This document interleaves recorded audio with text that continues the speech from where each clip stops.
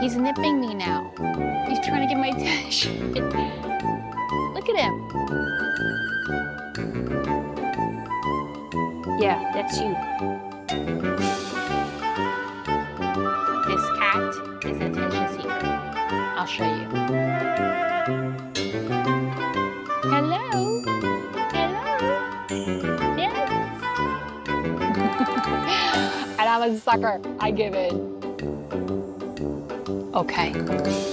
Focus.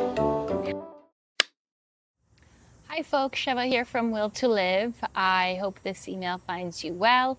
I am here to help you with any questions or guidance around supporting your loved ones with thoughts of suicide or emotional distress. This week, I wanted to talk to you a little bit about my own little journey. I've often been asked, doesn't this work get tiring? And it's interesting because sometimes the people who ask these questions, it's almost like a little test to see whether it is exhausting, whether people like them are exhausting because maybe they have thoughts of suicide too. And so it's been an interesting journey to figure out where people stand, how to respond to them, how to read the cues, how to have those conversations. But I do want to answer the question. And for the most part, I just love the work because people who are there really want to figure out ways to help and support their loved ones when I run these workshops, whether it's part of their job or whether that they just want to be more alert to the possibility of suicide. They're really there wanting to learn. There are people who are sometimes a little bit disruptive, and there's usually a reason for that. But there have been a couple moments that have hit home for me and kind of touched me in a way to really bring back how real these situations are. So, one of them was a few months ago when I was running a workshop, and I mentioned that, we're so afraid to talk to our kids about suicide, to even mention that word, lest they start to think about suicide in ways that we hadn't anticipated. And I wanted to urge you to not be thinking along those lines, because the fact is that suicide has been followed through with by a 6-year-old. Those are our lowest numbers, go down to 5 or 6 years old. And for me, when I talk about this, I know that in my head. But one time I was running a workshop and somebody put their hand up and said that they had in fact had to manage a suicide of a 6-year-old in their workplace. And so in that moment, it really brought home the reality and the truth of what I was saying.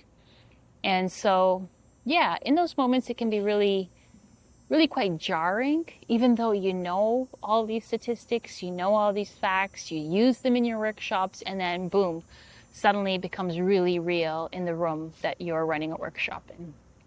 I'll share another one that was really probably the most impactful I've had, which is, when I got hired onto my full-time job, I was interviewed and asked to do a presentation on what I thought was missing from the child and youth care curriculum as I was applying to become a faculty in the child and youth care program.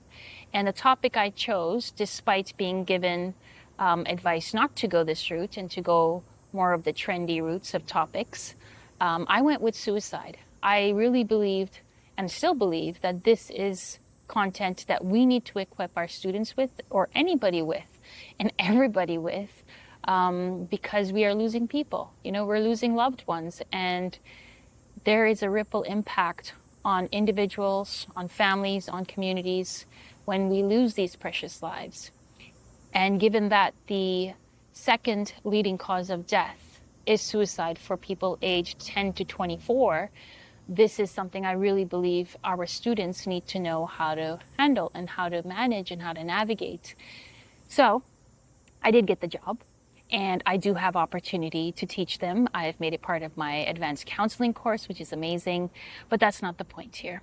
The point here is that now I was in a session a little bit while ago where I was running a training for an agency with a lot of child and youth care workers. In fact, I even had some former students in the session taking it And on day one of running this workshop, they were given the news that one of their teenagers had attempted suicide while we were getting suicide training, a young person.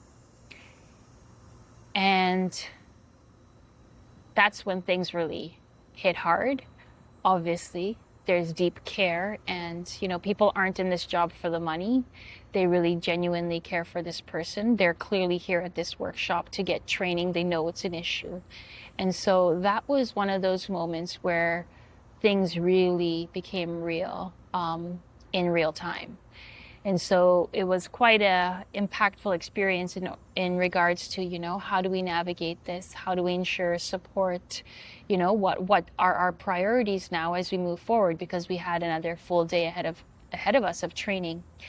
And, long story short, those individuals showed up day 2, despite being given options, because they realized, and it wasn't new to them, the fact that they needed this, but it really emphasized the dire need for knowing how to manage this.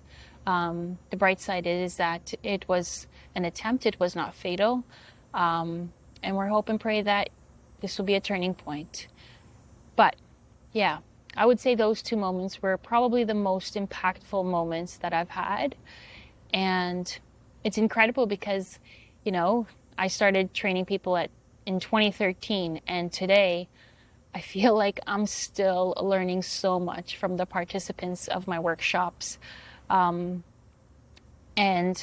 I'm really glad that I get to be part of this journey. As some of you may know, there are deeper reasons as to why I'm doing what I do. And it really brought it home for me. I have the picture of the teenager I lost that I carry in my suitcase that compels me to keep going, even when things get tough and hard and emotional. This is why all of us are showing up every day, doing courageous things, and you as caregivers and people who are standing by others who want help, keep doing what they're doing, So, yeah, keep doing what you're doing. You are so needed, and we also need to, at some point, talk about how you're taking care of yourself. So, maybe a future video. All right. I'm taking care of myself by sitting in nature, and there is a pool, and I have been given permission to use it. And I intend to use it. So, yeah, thank you for being here with me, and I'll catch you on the next video. Okay, I'm out. I did my swim. As I record this, I know that I am super blessed and very lucky to have access to such facilities. One of the things that it highlighted for me is that when I'm in the pool, I can't really listen to any music or entertainment or podcasts, things that I like to do. And it really highlighted to me the value of that. So you don't have to have a pool. You don't have to have, fancy backyard. But if you can find a way to detach yourself from constant entertainment, constant thoughts, and consumption of other people's thoughts, I think that would really help, right? And it kind of forces your brain to take a break, to take a breath. Oftentimes I find that many people have a hard time going to sleep at night because they've not given themselves a chance during the day to just sit with their thoughts. And so by the time they get to bed, because they've inserted all these constant podcasts, constant books, all good stuff, but it's constant information into your brain, you haven't really had a chance to sit with your thoughts. And so when you go to bed, sometimes that can hinder you from having a restful sleep or find sleep easy. All right, so that's what I'm going to leave you with today. Okay, catch you later.